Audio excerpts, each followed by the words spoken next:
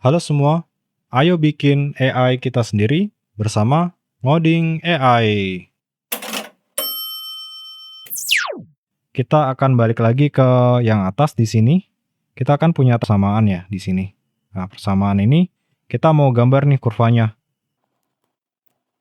Kita punya dua titik tadi. Titik pertama ini, titik kedua ini.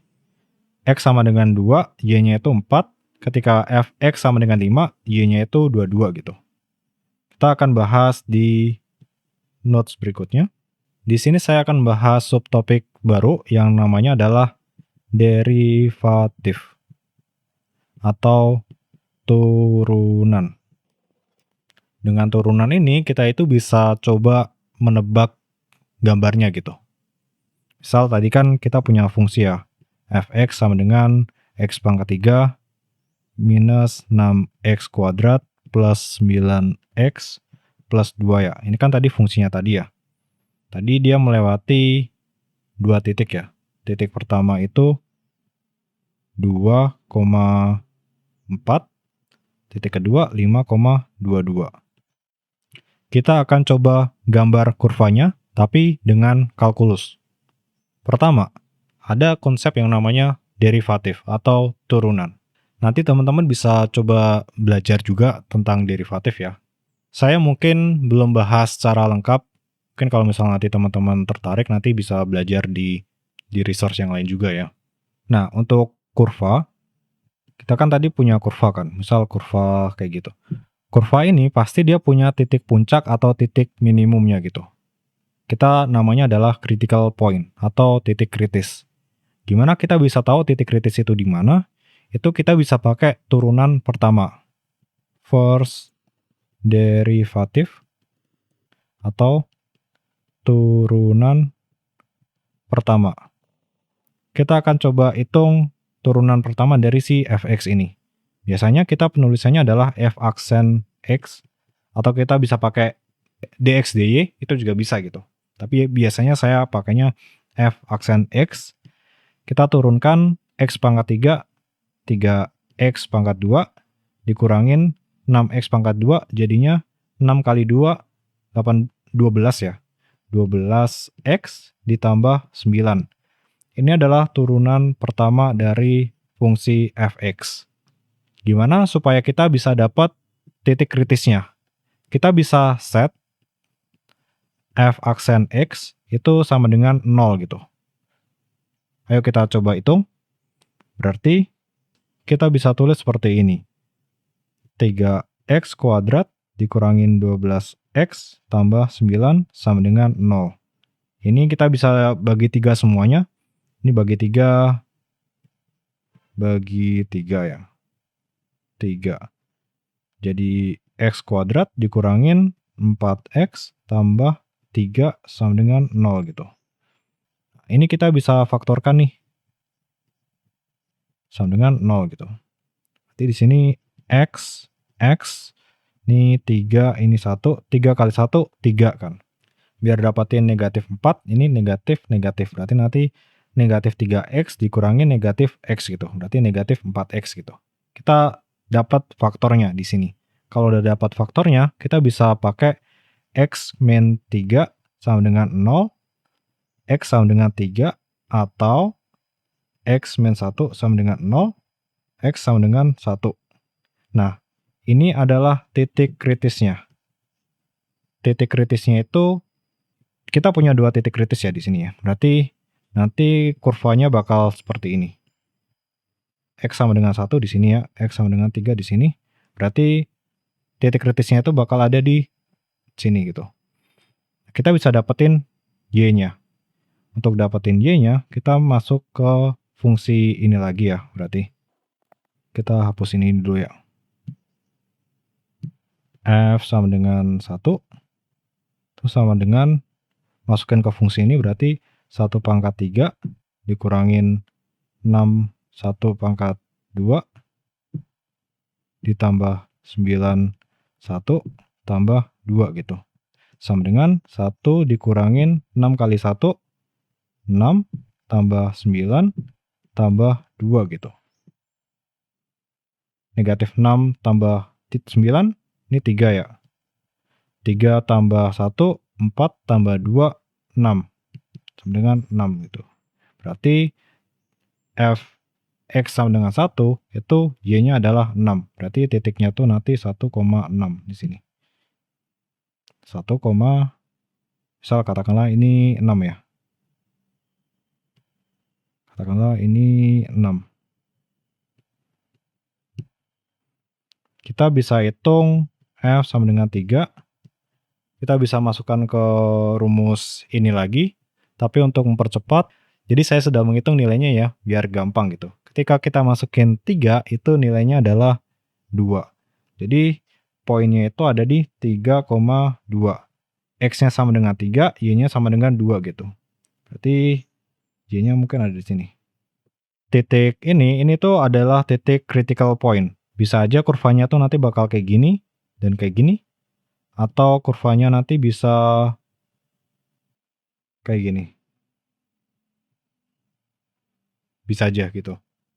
Gimana kita bisa tahu kalau titik critical ini tuh dia bentuknya kayak gini, atau dia tuh adalah fungsi maksimum di sini, atau fungsinya tuh kayak gini, atau dia tuh nilainya adalah minimum. Itu kita bisa pakai yang namanya second derivative atau turunan kedua. Second derivative atau turunan kedua. Kalau tadi kita punya f aksen x ini, kita coba copy dulu ya, f aksen x. Kita copy di sini. Kita bisa calculate juga untuk f double aksen x. Ini artinya adalah turunan kedua gitu. Turunan kedua berarti ini kita turunin lagi ya. Berarti 2, jadi 2 kali 3, 6. X dikurangin 12. Ini turunan kedua gitu. Untuk kita bisa tahu titik kritikal ini itu adalah puncaknya atau nilai minimumnya, sebenarnya namanya itu adalah lokal minimum atau lokal maksimum. Lokal minimum itu seperti ini. Ini lokal minimum. Artinya apa? Artinya titik kritis ini itu tuh sebenarnya nilai minimum, nilai paling rendah gitu. Sedangkan lokal maksima itu tuh berarti titik kritis ini tuh dia sebagai maksimumnya atau nilai terbesarnya gitu. Gimana supaya kita tahu kalau misal titik kritis ini itu lokal maksimum atau lokal minimum, itu kita bisa pakai derivatif kedua, terus kita masukin aja. Berarti tadi berapa? Ada X-nya itu berarti X1 sama X3 ya. Kita masukin ke derivatif kedua.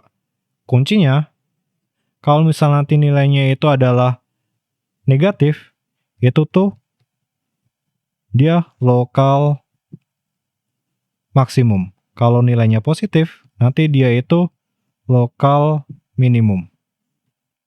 Coba kita masukin ya, berarti f aksen x sama dengan 1, sama dengan 6 kali 1 min 12, berapa tuh? 6 dikurangin 12, negatif 6 ya. Ini berarti negatif, berarti dia itu max, lokal maksimum. Terus kita masukin f aksen x sama dengan 3, berarti berapa? 6 kali 3 kurangin 12. 6 kali 6 tambah 6, 12. 12 tambah 6, 18. 18 kurangin 12, 6. Ini kan berarti positif ya. Kalau misal dia positif, berarti dia itu lokal minimum. Berarti kalau yang 1 dia itu maksimum, 3 itu minimum ya. Jadi kalau misal di gambar ini, 1 itu tadi maksimum, maksimum tuh seperti ini. Yang 3 itu tadi minimum, seperti ini. Kurang lebih gambarnya nanti grafnya bakal seperti ini gitu.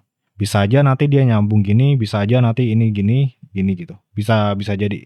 Kita nggak tahu gambar aslinya tuh seperti apa. Tapi yang jelas ini tuh dia lokal maksimum, ini lokal minimum kayak gitu. Gimana caranya kita bisa tahu apakah gambarnya tuh kayak gini atau malah nyatu gitu. Itu kita bisa pakai, itu tuh biasanya ada kayak semacam constraint gitu. Constraint misal fx, dimana x-nya itu tidak boleh sama dengan 2 gitu. Kalau misalnya kayak gini berarti di sini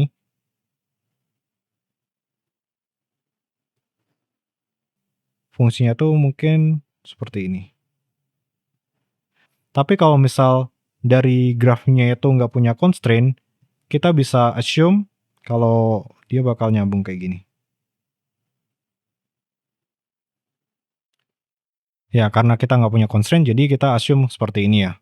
Kita telah belajar kalkulus di mana kita bisa menggambar satu kurva dengan derivatif atau turunan, yaitu pakai turunan pertama dan turunan kedua gitu. Di kalkulus kita juga belajar yang namanya inflection point atau titik balik. Di sini, itu tuh kalau misal kita lihat, itu tuh ada titik balik gitu.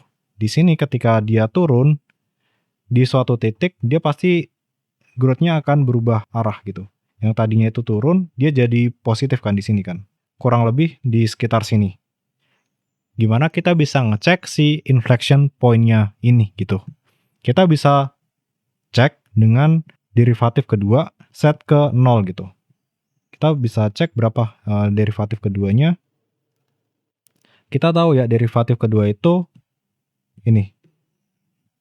Kita coba set derivatif kedua f aksen x sama dengan 0 gitu. Berarti 6x min 12 sama dengan 0. 6x sama dengan 12. X sama dengan 12 per 6 sama dengan 2 gitu.